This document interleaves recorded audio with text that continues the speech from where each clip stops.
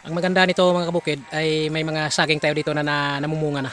So ayan, kung makita nyo doon sa likuran natin yan, ay mayroon na siyang puso. So lumabas ng puso niya. Ang maganda, sa isang puno ay may dalawang lumalabas na mga puso ng saging mga kabukid. Ayan, sa likod natin ayan, makikita nyo. At dyan sa taas ng natin, ayan, lumalabas na talaga yung bunga mga kabukid. So kahit pa paano ay medyo namumunga na yung mga naitanim natin na mga saging mga kabukid. Maganda na mga kabukid, pwede na mapakinabangan yung isang bunga ng saging natin, no? So nasa tamang edad na para i-harvest. So ang gagawin natin, hindi natin ibibenta. So titira natin ito kasi pag umuwi si Bishi Ivy dito at mga kapatid ko or ibang mga pamangkin natin ay sigurado hinog na ito. Kahit papaano ay may ibigay tayo sa kanila mga kapatid. So kukunin natin para naman pagdating nila hinog na ito mga kapatid.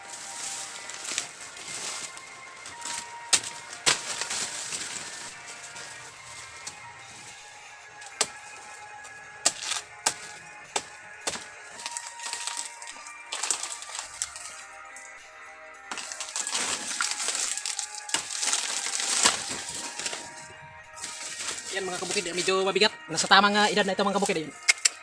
Wow, sobrang ganda ng bunga. Natundan mga kabukid. Birial ang tawag dito sa amin. So, kabisye, Bisya Ibe. Ayan, ito yung pag umuwi kayo, ito yung medyo regalo natin. Ayan. Pampasaya lang ito mga kabukid sa mga kapatid natin. So, ngayon na mga kabukid ay natapos na natin linisin yung mga puno ng saging natin at saka may isa pa tayong na-harvest.